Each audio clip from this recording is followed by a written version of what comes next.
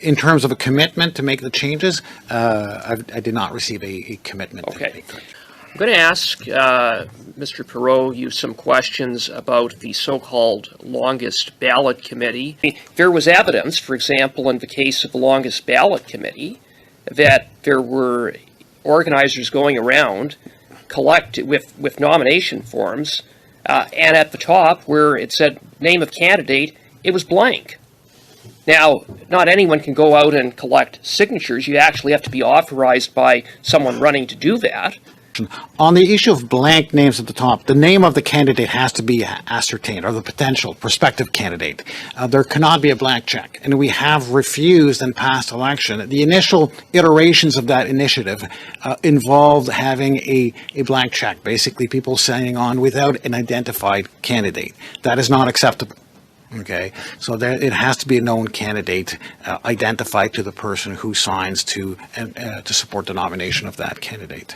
So we have no information that people forged signatures. If there was such information that was basically credible information or suspicion, we would refer that to the commissioner. It's not necessarily forged signatures, but if you present someone 10 different papers and ask them to sign 10 different times, and then after the fact, the name of a candidate appears at the top of that form, and the form is altered after the signatures have been collected, then that raises questions, does it not, about the validity of that candidate and whether there was compliance with the Canada Elections Act. It certainly does, but I'm not aware of any evidence to that effect. Well, perhaps you should be, and perhaps that evidence will be presented if you haven't seen it. But je vous poserai une question rapidement aussi au niveau des bulletins de vote qui sont très longs avec multiples candidats.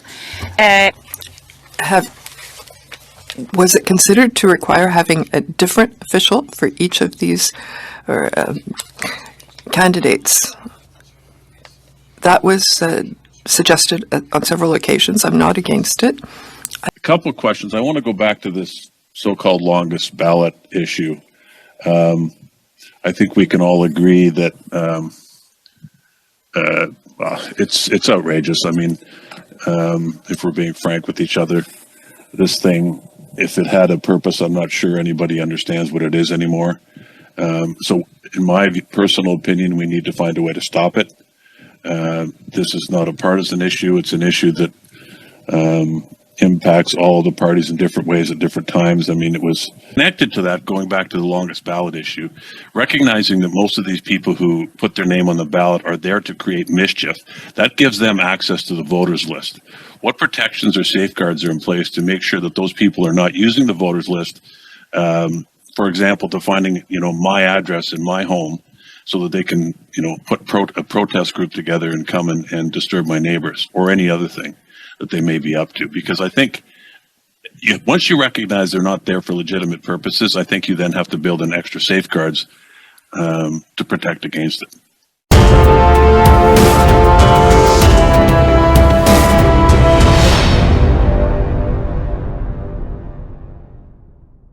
Welcome, everyone. I call this meeting to order.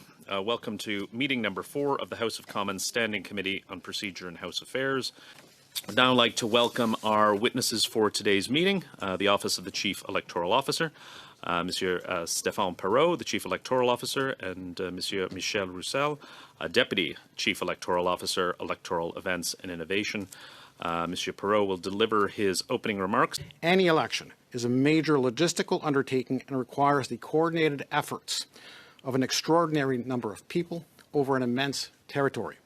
It is done without any permanent infrastructure during a very short period and based on a calendar that is unknown ahead of time.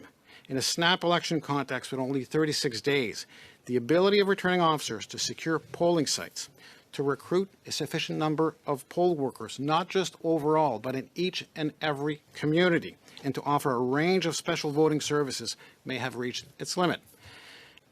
As I indicated in my 2022 recommendations report, outside of a fixed date election context, a short 36-day campaign may not be sufficient to meet those evolving service needs. Increasing early voting services whether by adding advanced polling days as was contemplated in the last Parliament, or simply increasing service points within the same 4 advanced polling days as we did in this election, requires more lead time. My report, as was the case with previous reports, is an opportunity to reflect on what adjustments are necessary to meet the evolving expectations of Canadians. To see both of you back in committee. I'm going to ask Mr. Perot you some questions about the so-called Longest Ballot Committee. Would you agree, broadly speaking, that the committee's tactic to flood the ballot with an endless list of candidates had a overall disruptive and negative impact on the electoral process in Carleton, in the prior by-elections, and in Battle River Crowfoot? Certainly, it did have such an impact, and that is why, Mr. Chair, I've come to this committee in the past and recommended some changes to make sure that this can be addressed. The challenges that they created, this committee created, you referred to voters with disabilities. That would include voters with visual impairments, mobility issues, literacy challenges. Would that be correct? Include as well voters with dexterity or to handle such a large ballot. People who are physically impaired, who have limitations, would also face a challenge. Of course, much longer processes to count the ballots, as we're aware. We had to advance the count for 3 hours for the advanced polls count during that day, and the count extended throughout the night. I think from my perspective, one of the important points also is the fact that it requires me to set aside the rules that Parliament has passed for the format of the ballot. And that's something, that, of course, that I had to do to make sure the election could proceed. But as I said before this committee, it's not something that I do lightly. And that's why I hesitated before moving to a write-in ballot format, which is a greater variation from what is prescribed in the legislation. Following disruptions that occurred in by-elections, you wrote to the then Minister of Democratic Institutions, Dominic LeBlanc, to express your concerns about the impact of the Longest Ballot Committee and proposed an amendment to the Canada Elections Act.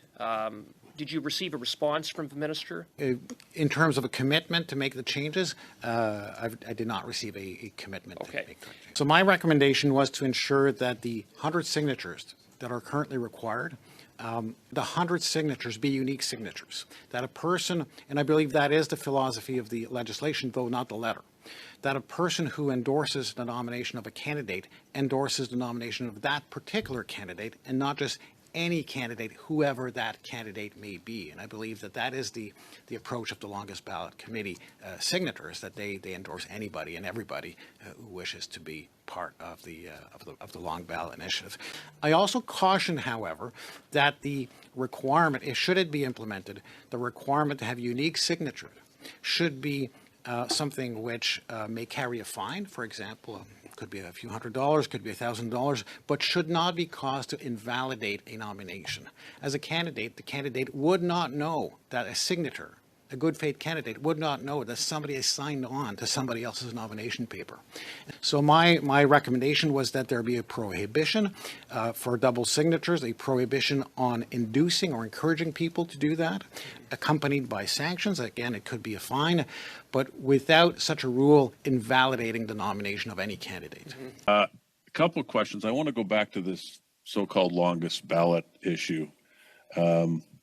I think we can all agree that it's outrageous. I mean, if we're being frank with each other, this thing, if it had a purpose, I'm not sure anybody understands what it is anymore. So in my personal opinion, we need to find a way to stop it.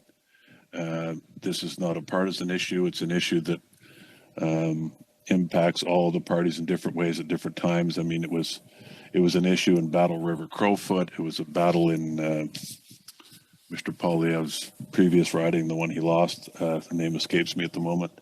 But it was also an issue in previous by-elections where Liberals won the race. So it affects us all equally. Look, in Battle River Crowfoot, one of the candidates, I believe, was from my riding. I don't know that she's ever been there. I'm not even sure she could find it on a map, frankly. So we need to stop this. So my question is, what steps can be taken to do it? For example, to register as a candidate, you have to submit your papers, you have to go through some sort of interview process, but you don't have to do it in person. I know of circumstances where the person who was responsible for doing interviews spoke to somebody on Zoom or Teams. The person wasn't in the city, the person wasn't in the province. I'm not even sure they were in the country, they were on a boat. I understand, this helps. It helped particularly during COVID in certain circumstances, but is there any thought being given to requiring in-person attendance for people when they're going through this process to conduct the interview when they submit their papers? Thank you for the question. I would be reluctant to require an in-person presence. We have very, very large electoral districts in Canada, probably some of the largest, if not the largest in the world. Nunavut, to take an example, is almost 2 million square miles and very limited communications across the riding. That creates a range of challenges, of course, for candidates and elected MPs. But in large districts, to require the presence at the office of the returning officers, even where we have satellite offices, may present challenges for some of the candidates. So that's not something that I have considered, just to be clear. Okay. I understand that geography is a significant hurdle in Canada, but there has to be some way to curtail the abuse from that perspective. I don't know, ask them to name 3 streets in the riding or name 2 restaurants. There's got to be something to prevent this absurd situation, which takes me to my next point about the signatures. There's been some discussion about this today. You're required to get 100 signatures. I'm not sure that preventing somebody from signing two candidates' forms is necessary. That might be a bit too strict, but there has to be a way to curtail it. I don't think the signatures are required to be submitted in original form. It can be done electronically, if I'm not mistaken. If you could confirm that. And the second question is, what processes are used or what steps are taken to validate the signatures? Does anybody ever do any follow-up and go knock on the door and say, "Hi, Mr. Maloney, your name appears on this form. Was it you that signed it, or was it some member of your family," etc.? First question, Mr. Chair. Signature documents can be scanned and uploaded electronically, submitted through our portal. With respect to the second question, the answer is no. We don't go, for example, door to door. Our returning officers are not experts at comparing signatures, and very often nomination papers are filed at the last hour, if not the last minute. So for the returning officer who's got 40 hours to confirm, and usually likes to inform the candidate if there's a problem with one of the signatures, if there's a missing signature, then they have to move very, very quickly to make sure that these are names of people who are in the electoral districts, and that's the verification process that takes place. Obviously, there may be situations where it's apparent that it's the same signature across the board, and if it's so apparent, that would be flagged. But that is not the same thing as truly having a signature verification process for the nominations. Je vous poserai une question rapidement aussi au niveau des bulletins de vote qui sont très longs avec multiples candidats. Was it considered to require having a different official for each of these candidates? That was suggested on several occasions. I'm not against it. I don't know if it's really a solution to the problems that we experienced. I don't think that it would be unwise to think that there's an official agent who is working with only one candidate. The candidates are competing with each other, and it would be a bit curious to have teams sharing the same official officers in the same riding when they're supposed to be competitors. So I think that as a principle, I'd be open to that. But I think that if we want to deal with the issues that we experience, we have to look at the double signature issue. Fantastic. My final question is on the recent election we saw, the by-election we saw in Battle River Crowfoot. The ballots were 97 centimeters long, 30.5 centimeters wide. Could you speak to the choice of having voters write in their names and what kind of impact these had on increasing kind of the resources the Elections Act Canada had to allocate towards that election? So yeah, so in Carleton, where we had the long ballot with 97 candidates, we did have to send in people from headquarters. I believe around 40 staff members were sent in to facilitate the count and throughout the election period to support the returning officer at nomination, for example. And so there was extensive hand-holding to support the work there. That's not something that we could have done as well at a distance in Battle River Crowfoot. The numbers were immensely superior, not 93, but 214, if I remember correctly, names on the ballot. So we had to shift and take a different approach. So we did have the write-in ballot. We did have staff on site to support the returning officer, especially for the nomination, confirmation of nominations. Overall, in hindsight, I think it worked well. But as I said, it's not something that I would want to do regularly. I want to follow up on Mr. Maloney's questions with respect to verifying the validity of signatures for nomination papers of candidates.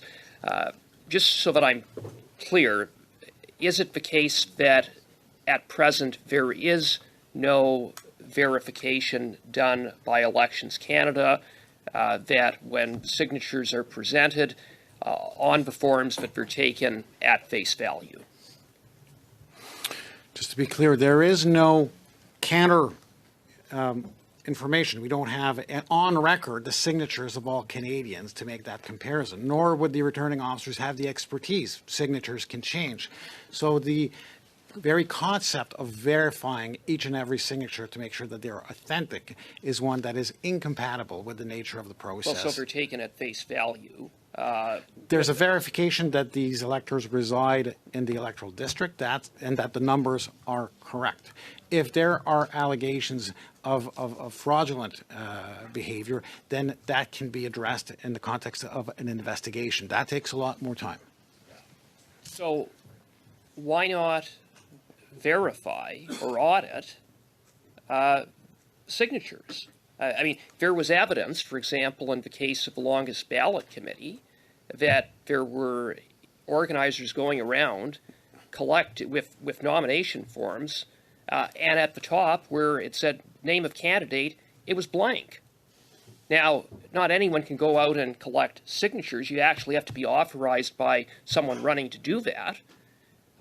So what would be difficult for Elections Canada to simply undertake some kind of audit, not necessarily going through each and every person who signed, but picking up the phone or knocking on the door or communicating in some way to verify that, in fact, the individual who appears to have signed the paper did sign the paper, and that they did sign it understanding that they were endorsing a specific individual whose name they wished would appear on the ballot.